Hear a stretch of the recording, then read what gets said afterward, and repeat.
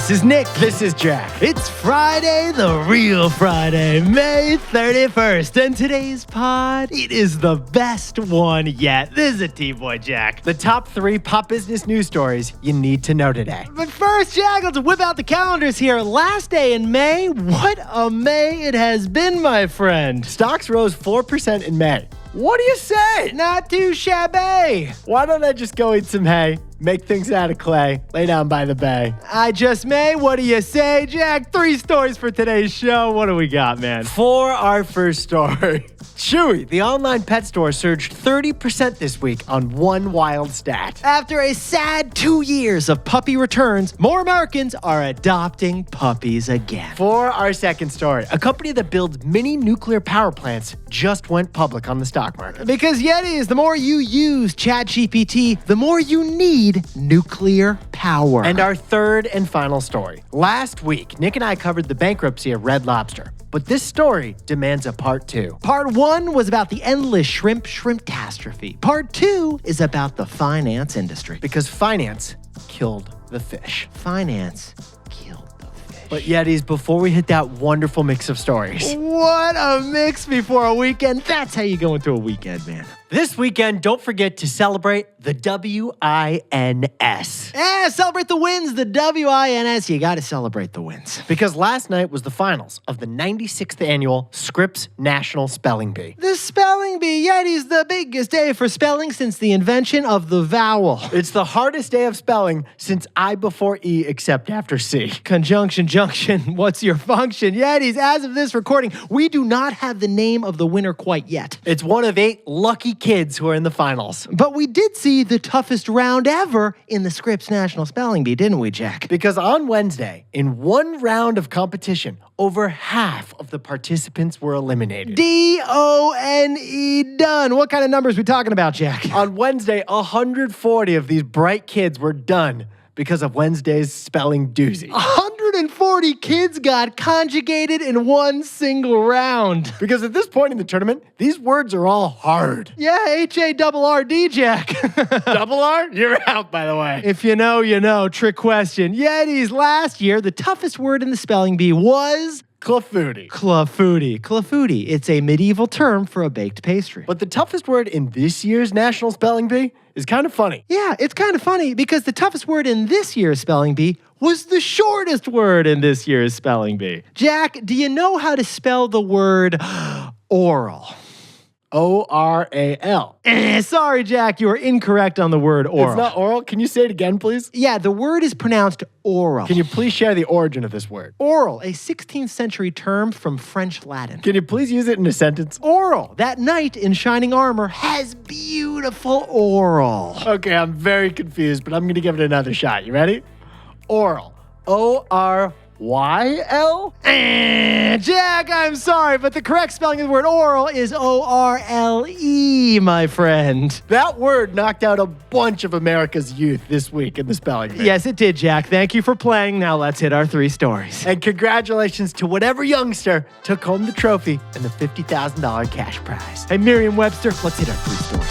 15 years before this song, 2 boys from the Northeast met in a dorm. They had an idea that caused a cultural storm. It's the best one yet, but the best is the norm. Jack, Nick, that's it.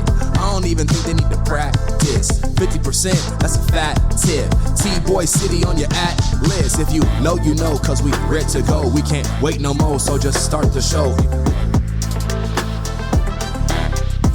Start the show. Start the show.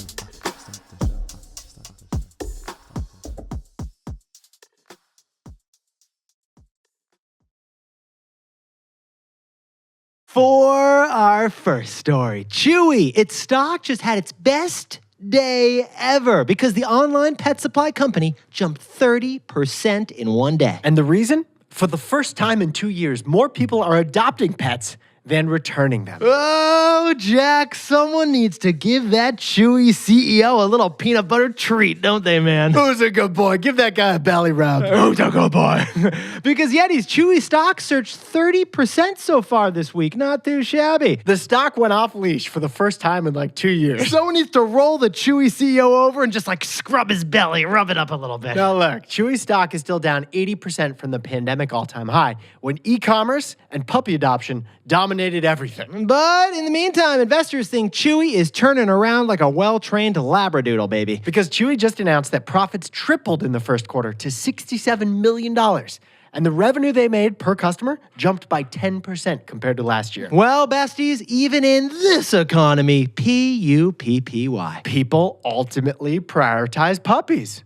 Yeah. But Yetis, here's what Jack and I found fascinating about this story.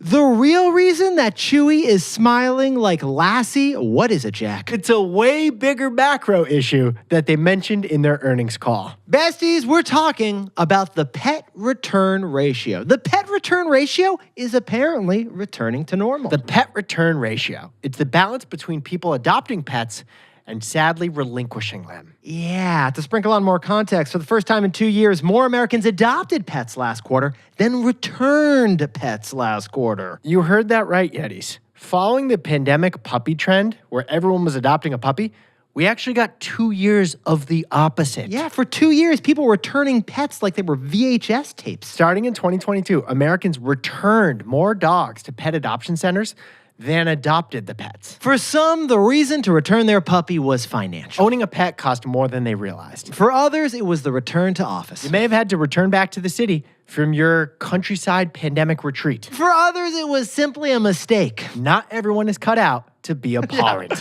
I mean, Jack, have you seen the movie Beethoven? #1 and #2? I mean, I've been on a couple of bachelorette parties where, actually, I don't know why I said that. I haven't been. But I've heard of them where they rent the puppy at the beginning and I don't know, no one ends up with the puppy at the end. Wait, people are renting puppies for bachelorette parties? I don't think we've been on the same bachelorette parties, Jack. Either way, Yetis, the balance has finally been restored to the pet galaxy. More families are celebrating the joy of a pet coming into the home than the sadness of going back to the shelter with a tail between their legs. The pet return ratio has reached a Shiba Inu equilibrium. Yes, it has. But Jack, what's the takeaway for all our buddies over at Chewy? It's actually reached a schnauzer surplus. Yes, it has. So now, Jack, what's the takeaway for our buddies over at Chewy? Nothing saves a narrative like a hero stat. Yetis, funny thing, Jack and I actually withheld one crucial data point. Chewy sales only rose 3% last quarter. That's not much. And yet the stock surged by 30% on the news. That's a lot. And it's all because of that pet return ratio that we happened to mention earlier. Here's the wild part. That wasn't even Chewy's data. No, it wasn't. The CEO referred to data that they collected from pet shelters across the country. So what Jack and I are saying here is that the stock of Chewy had its best day ever, but not because of Chewy's performance, but because of external data from something that had nothing to do with Chewy. Which Chewy CEO highlighted over and over in the earnings call with investors. So that was what was so interesting. Investors saw that shelter data as a signal, a leading indicator for future Chewy sales. A positive leading indicator that future sales will be strong. Because hero stats are a man's best friend, even if they're not from your own company.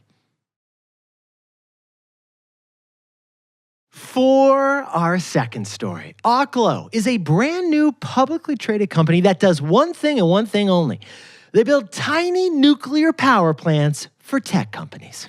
Because AI will make the internet 10 times more energy intensive. So, Jack, how about we kick off this podcast with two wild related statistics that just kind of work? Okay, first, according to the Electric Power Research Institute, it requires 10 times more electricity to compute an AI query than to compute a normal Google search. Jack, we get a translation on that stat. Using AI is 10 times more energy intensive than using regular online search. All right, yeah. For example, if you Google how to make a pineapple smoothie, it's going to use some energy. But if you ask ChatGPT how to make a pineapple smoothie, it's going to use 10 times more energy. And it's not a 10 times better smoothie. It's just 10 times more energy in telling you how to make that smoothie, right, Jack? All right, here's the second wild statistic that is related.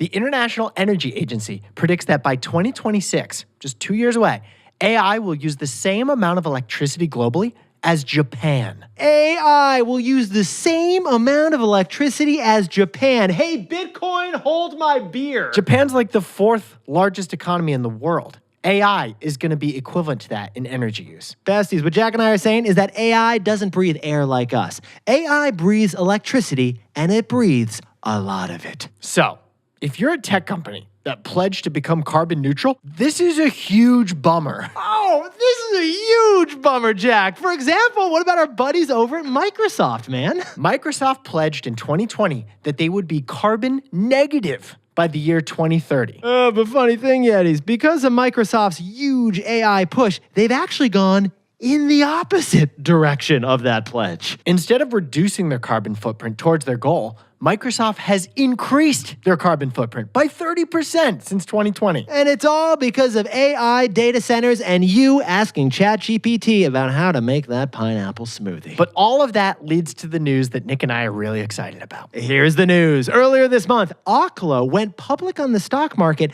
at a $1 billion valuation. And Jack, who exactly is Oklo? Oklo is a startup based in California that has one goal: give tech companies the best of both worlds. They give the tech companies the energy that they need for AI, but with a carbon-free energy source. And how do they do it?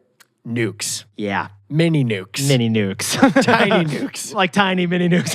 In Spanish, they call it a nuquita. But Yetis, here's what Jack and I found fascinating about this company, making mini nuclear reactors for tech companies. Oklo designs their nuclear power plants to look like some kind of a Swedish ski chalet that you want to spend a weekend at. Yetis, Oklo is the only nuclear power plant we've ever seen that was featured in Architectural Digest, literally. They're beautiful. The buildings are massive A-frames with modern interiors, and they're splitting the atom in there. It's like the Frank Lloyd Wright of nuclear reactors, Jack. Here's the insight. If tech companies want to show off their beautiful mini nukes, then other tech companies will get jealous and want one for their own tech campus. They've made the nuclear architecture part of the marketing strategy. Oh, and by the way, guess who happens to be behind Oklo's beautiful, tiny nuclear power for artificial intelligence? You know the answer. Yeah, you do. Sam Altman. He's one of the big investors. He's the chairman of the board. So, Jack, what's the takeaway for our nuclear buddies over at Oklo? The surprise side effect of the AI revolution is a nuclear revolution. Yetis, for 40 years, the world built nuclear power plants on the excitement for nuclear. But for 40 years after that, the world stopped building nuclear on the fear of nuclear. We had 3 Mile Island, Chernobyl, Fukushima. These were huge nuclear bummers. But today, the urgency of climate change, plus the profit motive of pursuing AI, is pushing investors to embrace nuclear again. After all, nuclear is the biggest, most reliable source of carbon-free energy that human beings have ever invented. And the more we demand artificial intelligence, the more we need nuclear. The surprise side effect of the AI revolution is a nuclear revolution. For our third and final story before the weekend, Yetis, last week, Jack and I told you about the Red Lobster bankruptcy. But new information demands that we cover this story again. So this is the Red Lobster bankruptcy part 2. Da-dum, The seafood sequel. Because finance killed the fish. Yetis, the Red Lobster saga has gotten so bad that the outgoing CEO says he's never going to eat lobster again. This is a real quote from the Red Lobster CEO. Other people stop eating beef, I will stop eating lobster. Yetis, last week we told you that Red Lobster had filed for bankruptcy, and we blamed the endless shrimp deal. Yeah, because last year Red Lobster offered an all-you-can-eat shrimp deal for $19.99. And Jack, what were the financial results of that deal? That price was way too low. It was way too good a deal. Way too many people said yes to that deal, and it resulted in an $11 million loss for the Red Lobster. An $11 million loss. It was a shrimp-tastrophe. Jack, did you hear the record number of shrimp eaten by one man for free at a Red Lobster? Oh, like he got his picture up on the wall for eating the most fish. 800 shrimp consumed by one man in one meal for $8.99. That will break your business model. Let's hope they weren't jumbo shrimp. That bad business decision pushed the company to bankruptcy. But here's the fascinating thing, Yetis. It turns out those shrimp were just the final straw that broke the lobster's back. There was a much more fundamental issue with Red Lobster, and it wasn't seafood. It was land. Yes, it was. And a bunch of Yetis DM'd us about this. We jumped in T-Boy style, and this gets wild. It turns out a sneaky private equity real estate scheme set Red Lobster up to fail. Yes, it did. Jack, let's travel back in time 10 years ago to 2014. What is going on with Red Lobster? A private equity firm, a PE firm, called Golden Gate Capital acquired the Red Lobster from Darden, which owns the Olive Garden, for $2.1 billion. And to immediately raise cash for that deal, that private equity firm sold the land underneath every single Red Lobster location. They raised $1.5 billion by selling off like 700 parcels of land where Red Lobsters were, immediately turning a huge cash gain to that PE firm. So they acquired the lobster for $2 billion, and then they immediately brought in $1.5 billion by selling all the land. Like most private equity deals, Golden Gate Capital took on $2 billion in debt to acquire Red Lobster and then quickly made $1.5 billion with a snap of a finger. But Yetis, here's the shocker about that real estate deal. The restaurants didn't own the land anymore, so they needed to start paying rent. And the new landlords of Red Lobster were renting back the land to those restaurants at an above market price. So Red Lobster went from owning to renting, all 700 locations, and they had to pay more rent than their neighbors did. The rent was too darn high. And it's not like they could move the restaurant to another piece of land. Like the building has the Red Lobster on it and all the shrimp cooking machines. Beyonce may not come back to that Red Lobster. That Red Lobster gets moved to another location. They had no choice but to pay the higher rent from the new landlord because of the PE deal. And then 6 years later, Golden Gate Capital packaged up Red Lobster into a little takeout box and sold it to a Thai fish company. It's a classic catch and release deal that left Red Lobster with a ton of debt and no land. Yetis, this wasn't a Little Mermaid deal. This was an Ursula deal. Endless Shrimp killed Red Lobster, but this private equity real estate deal put it in critical condition. Finance killed the fish. So Jack, what's the takeaway for our shellfish buddies over at Red Lobster? PE isn't inherently good or bad. It depends how it's used. Now, Yetis, private equity firms, they're focused on one thing and one thing only. They're focused on turning a profit. Sometimes their profit benefits a lot of people. Other times, their profit benefits just themselves. So, Jack, how about we whip up a good example of a private equity firm that did good for all their stakeholders? Canada Goose, the luxury jacket company. Yeah, Canada Goose Yetis. They were a company wasting away up in Canada, and they just weren't selling enough jackets. They weren't going anywhere. But a PE firm acquired Canada Goose, fixed up the company, expanded its manufacturing, marketed the hell out of those jackets, and then eventually IPO'd the company onto the public stock markets at a profit for themselves. Boom! Every mom on the Upper East Side is wearing Canada Goose, and employees, customers, investors, they all benefited from private equity's takeover of that brand. So that's an example of PE being used for a good profit. On the other hand, you get private equity with Red Lobster. A bad private equity deal. Yeah, a private equity firm stripped the company of most of their valuable assets, the land, and left them with tons of debt. Private equity profited while the company eventually went under. So Yetis, add it all up, and a good private equity firm buys a company, fixes it up, and eventually sells it for a higher price to the benefit of most. But a bad private equity firm profits themselves while leaving the public with a whole bunch of losses to deal with. Not a Little Mermaid deal. Sometimes it's an Ursula deal.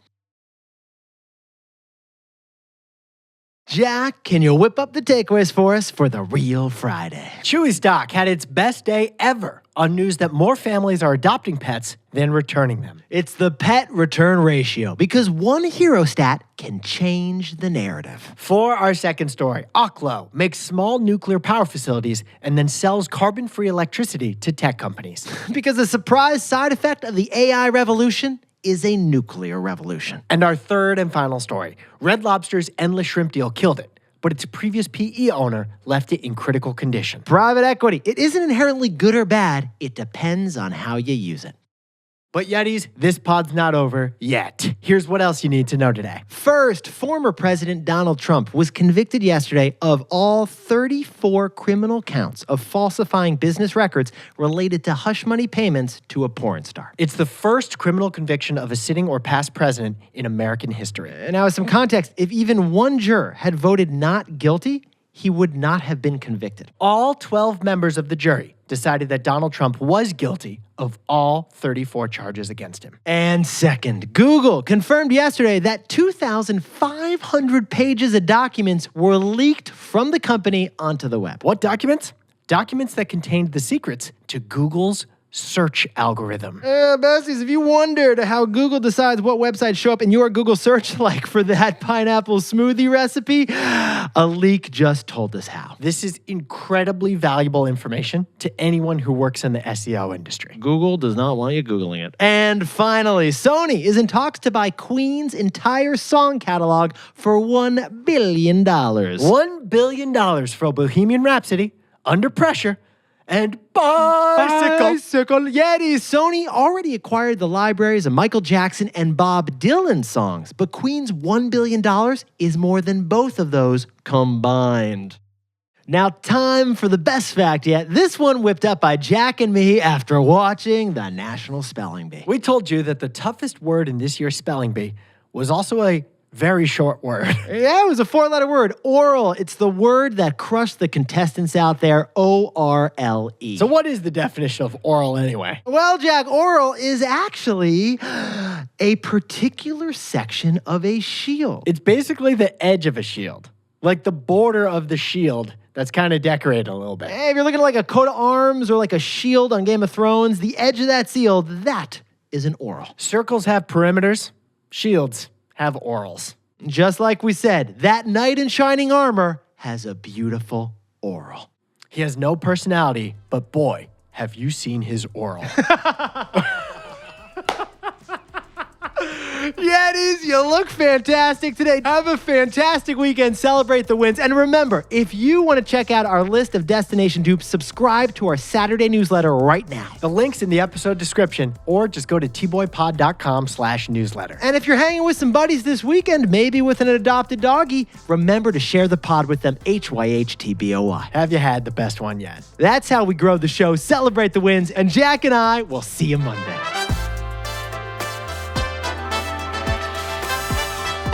And before we go, congratulations to Carrie and Jack Seuss from Comwell, Connecticut. They've got a new baby, Jack the Third, has entered the world. Jack the Third. I like the ring of it. And Sarah Leung in Medford, Massachusetts has got a 10-year work anniversary celebrating with a vacation far outside Boston. Happy anniversary to Juan and Melinda Lee of Santa Cruz, California. They met when they were roommates during COVID, and the rest is history. And Jack, I met them at the Fort Mason Art Show in San Francisco. A couple of lovely Yetis. We had a great conversation. Love those two. You and I met when we were roommates, and the rest was history as well, except our future. That's true. That's true. We had a big future. And Lauren, Caroline, and Celia and Merritt in Williamstown, Massachusetts are graduating from Williams College, where they are on the women's volleyball team with 2 consecutive NCAA tournament berths. Not too shabby. Congratulations to Annika and Awais Roy of Sacramento, California, who are celebrating a wedding anniversary